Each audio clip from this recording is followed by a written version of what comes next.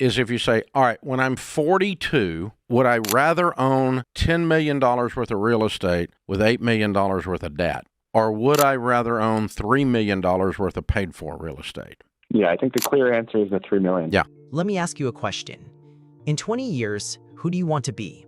Do you want to be the guy who owns $10 million worth of real estate, but is drowning in $8 million of debt? Constantly one bad tenant or one market crash away from losing everything? Or do you want to be the guy who owns a solid $3 million in real estate, completely paid for, with zero debt to his name? The guy who sleeps soundly every single night because no bank, no lender, and no market swing can ever take his assets away. If you chose the first guy, you can click off this video right now. I'm serious. Go find one of the 1,000 other gurus on this platform who will sell you the fantasy of getting rich quick with other people's money. But if you chose the second guy, if you're tired of the hype and you're ready for a proven, bedrock solid strategy for building real, lasting wealth, then you're in the right place. The common enemy we face isn't a lack of opportunity, it's bad advice. It's the constant drumbeat from so-called experts telling you that you have to leverage debt to get ahead. They sell you a dream of passive income, but they saddle you with a nightmare of risk. The shocking revelation is this: the fastest way to get rich in real estate is actually the slowest way. Today, I'm giving you the keys to a system that Dave Ramsey has used to build a real estate empire worth over $600 million. It's called the Purchase Snowball. And I'm going to break down the 4 simple, actionable steps that will allow you to outperform 99% of investors who fall for the debt trap. This isn't a get-rich-quick scheme. This is a get-rich-for-sure plan. If you're not serious about changing your family's financial future forever, leave. This video is for builders. It's for men who understand that true strength is built on a foundation of patience and discipline. If you're still here, let's begin. Step number 1. The foundation of absolute financial integrity. I'm 22 years old. I fully support myself. I take home about $5,000 per month. I have zero debt. I have $60,000 in savings, a $3,000 emergency fund. And I've been listening for the past year or so, and some of my friends and mentors are into long-term real estate investing. So I've been saving towards that for the past couple of years. Ideally, I'd like to start building some long-term wealth. And so I just wanted to see what you guys would do if you were in my shoes. Wow, you are beyond ahead of the game. Well done. Very well. The first step is the one most people want to skip, and it's why they fail. You must become 100% debt-free. I don't mean good debt versus bad debt. I mean zero debt. No car payments, no student loans, no credit card balances, nothing. After that, you build up a fully funded emergency fund of 3 to 6 months of expenses. Then, you pile up cash like your life depends on it. Think of it like building a skyscraper. The slick real estate gurus tell you to start building on floor 20. They say you can just pour the foundation later with the profits. But what happens when the first storm hits? The whole thing comes crashing down. This first step is you, on your hands and knees, pouring a massive, thick, steel-reinforced concrete foundation. It's not sexy, it's not fast, but when it's done, you can build as high as you want, and nothing will ever be able to knock it over. Let's talk about a guy named Daniel. Daniel was a diesel mechanic, a gray one. He made good money, and after following Dave's plan, he cleared out all his debt and saved up over $60,000. His friends, also mechanics, were taking out loans left and right. They bought new trucks, took on mortgages for duplexes, and they made fun of Daniel for driving his old paid-for truck and renting. They told him he was missing out. Daniel felt that pressure. He felt that burning in his pocket. But he stuck to the plan. He just kept stacking his cash. A year later, the economy took a dip. Overtime hours dried up. Two of his buddies, over-leveraged and stressed, had to sell their duplexes at a loss. One of them nearly lost his primary home. Daniel, he was fine. His $60,000 foundation wasn't just money in the bank, it was peace of mind. He wasn't losing sleep. He was in a position of power, not panic. You have to decide if you want the temporary thrill of looking successful or the permanent strength of being secure. Step number 2, the first domino, the all-cash purchase. I do not believe in borrowing money, Johnny, because you've heard that listening to the show, and I don't for my real estate investing. I pay cash for it. Once you have your massive pile of cash, you execute the most powerful move in real estate investing. You buy your first income-producing property with 100% cash.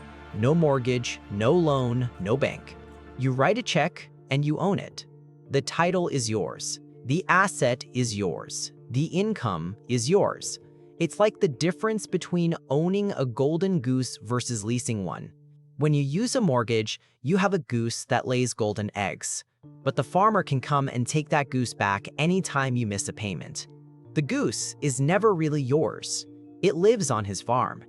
When you pay cash, you walk into the market, you buy the goose, and you take it home. Every golden egg it lays, from that day forward, belongs completely to you, and no one can ever take your goose away. Think about a woman named Sarah. Sarah was a school teacher. She didn't make a huge salary, but she was disciplined.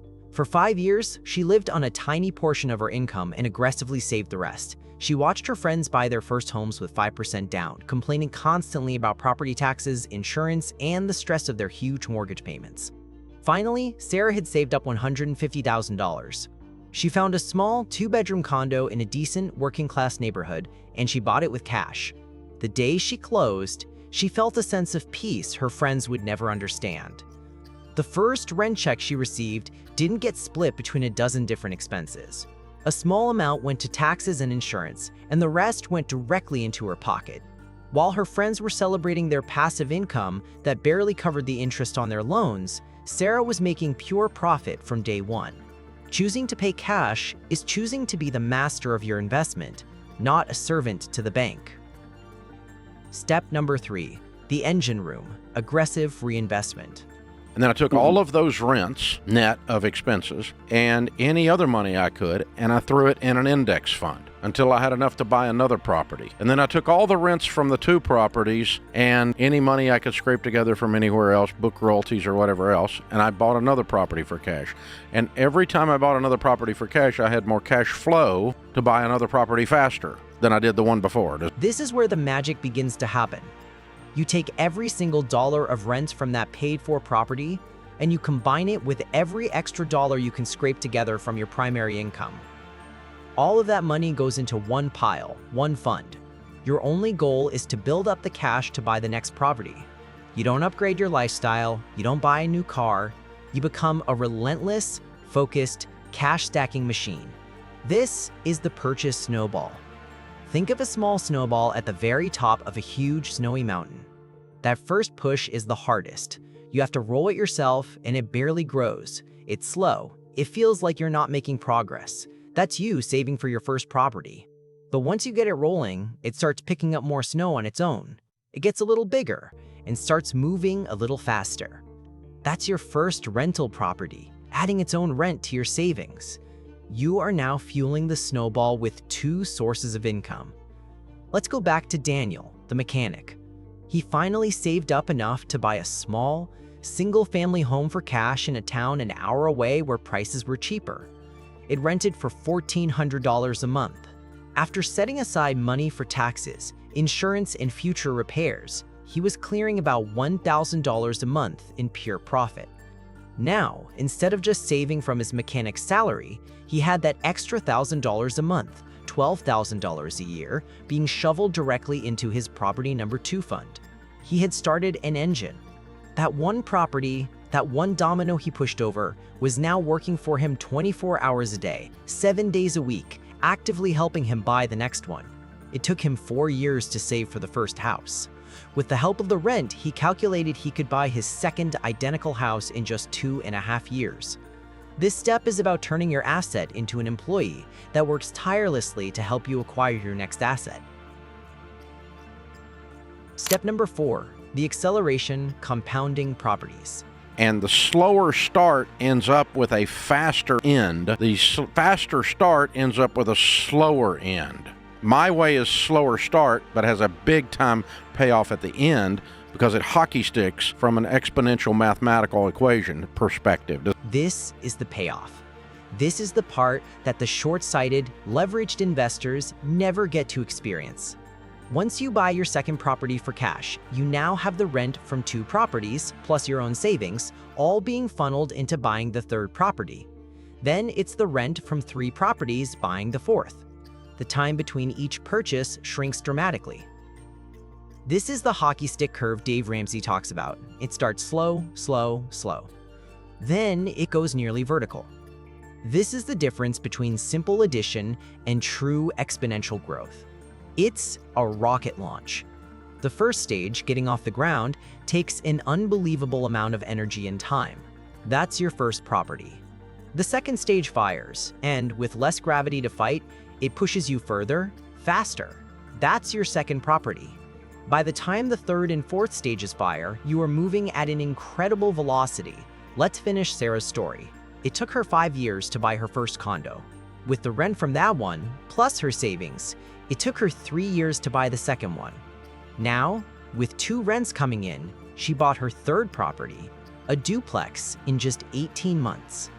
Within 10 years of starting, Sarah, the humble school teacher, owned 4 units, all paid for, generating thousands of dollars a month in pure cash flow.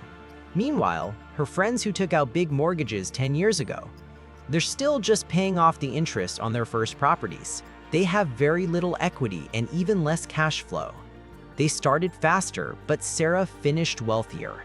Her slow start created a faster finish line because her properties were compounding, not her payments.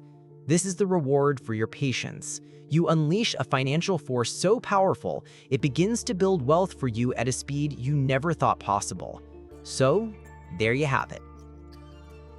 The 4 steps of the purchase snowball. 1. Build the foundation of absolute financial integrity. No debt. 2. Push the first domino. Buy your first rental with 100% cash. 3. Fuel the engine. Use all the rents and savings to buy the next one. And 4. Hit acceleration. Let your compounding properties build your empire for you.